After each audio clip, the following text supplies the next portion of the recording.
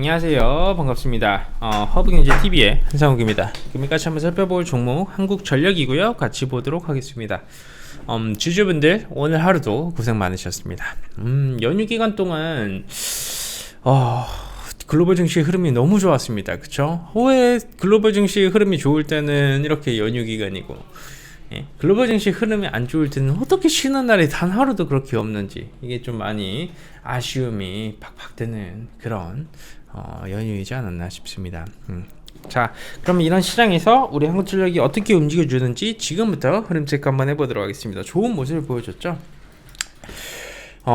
그리고 저희 허붕제TV에서 VIP 체험도 시작을 합니다. 이번 시험을 하기 때문에 텔레그램 들어오셔서 한번 신청 남겨주시면, 저희가 오늘도 4종목 정도 수익 증산을 했는데 보유 거래수가 1거래일도 안 됐습니다. 대부분 당일 매매하면 1거래일밖에 안 되니까 한번 들어오셔가지고 이렇게 체험도 받아보시기 바라도록 할게요. 자, 그럼 한국전력 바로 들어가도록 하겠습니다.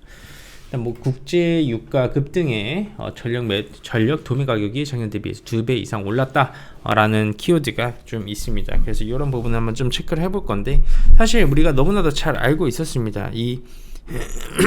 잘 알고 있었던 게 전력 도매 가격이 국제 유가 급등으로 인해서 올라가는 것도 팩트가 맞고, 천연가스 가격의 급등으로 인해서 유가가 올라가게 되면 얼마만큼의 영향을 줄 수 있는지에 대해서도 잘 알고 있었습니다. 그쵸? 국제 유가 가격이 좀 지금도 올라가지고 있어요. 뭐 러시아 전쟁을 하겠다, 뭐 국진을 하고 있다, 이런 키워드가 있다 보니까 여파를 받아줄 수밖에 없었었고, 한국전력의 비용 부담이 어느 정도 늘어나냐면 작년 적자가 이제 4조 5천억 정도로 지금 잡혀져 있는 상황이거든요. 4조 5천억 정도 잡혀 있는데 1분기까지 사실 전기 요금을 동결 했고, 원유나 뭐 이제 LNG나 뭐 액화 천연가스나 뭐 석탄이나 이렇게 국제 연료 가격이 치솟은 부분에 대해서는 여러분들께서도 잘 아실 거예요. 그로 인해서 한국전력의 비용 부담도 좀 올라갔고요. S&P라고 하거든요. S&P가 뭐냐면 전력 도매 가격이라고 합니다. 이 전력 도매 가격이 상당히 중요한데, 평균 가격이 184원 정도였어요. 184.8원 정도가 됐었었는데, 이게 지난달 평균 S&P도 153원이었거든요. 153.82원으로 작년 동기 대비해서는 아직까지 2배 이상은 올라가졌죠. 그럼 뭐야, 184원은 뭐고 153원은 뭐야 라고 생각하실 수 있는데, 작년 동기에서는 70원이었었습니다. 그러면 2배 이상 가까이 뛰었다라고 한번 보시면 될 것 같고요.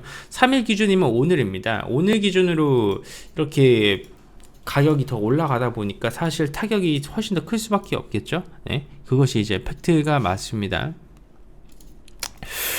결국 모든 이 전기를 구매하던 가격이라고 하는 이 S&P라는 것은 유가하고 지속적인 연관 관계가 있습니다. 그리고 7년 만에 유가가 좀 최고치를 기록을 해나가면서 올라가지고 있는 상황이 이제 맞는 상황이고요. 국내 수입 비중이 큰 이 두바이유 같은 경우에도 배럴당 이제 88불을 넘어서면서 고점을 좀 경신을 해놨죠. 이제 우크라이나를 좀 둘러싸가지고 지정학적 이런 리스크도 생기고 있고, 긴장도 고조되어 가고 있습니다. 그러다 보니까 자연스럽게 국제 유가가 어느 정도 상승 흐름을 계속해서 이어갈 것이라는 그런 관측도 나와주고 있는 상황이고요. 그 국제 유가가 이제 S&P가 반영이 되기 전까지는 반년간의 시차가 있어요. 반년간의 시차가 있다라는 점을 우리가 고려를 해봤었을 때에는 최소한 올해 상반기까지는 전력 도매 가격이 올라가줄 가능성이 높다라고 한번 보시면 될 것 같아요.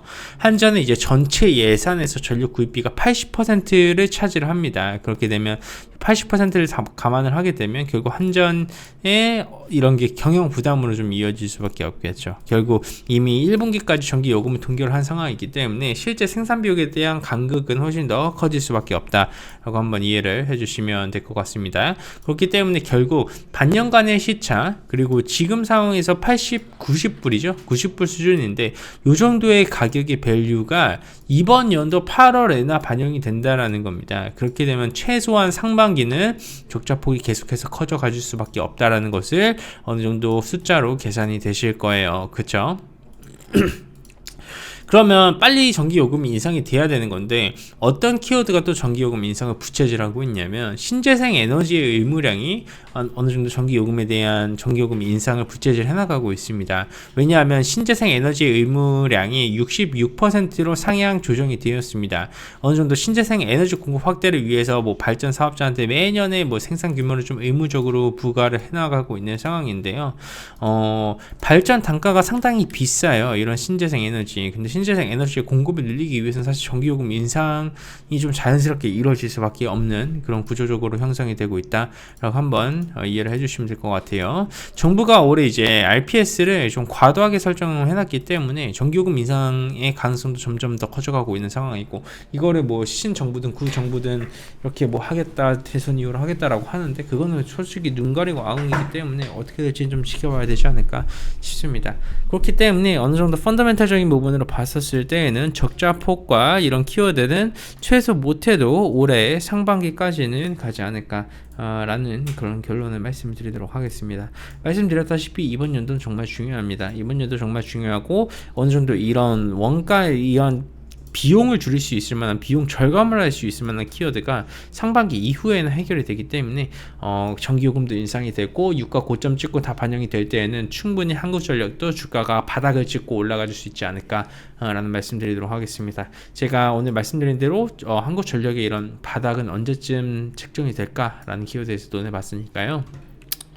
영상 보시면서 도움이 되셨다면 저희 허빙제TV 구독과 좋아요 해주시고요. 제가 허빙제TV VIP 무료 체험도 시작을 합니다.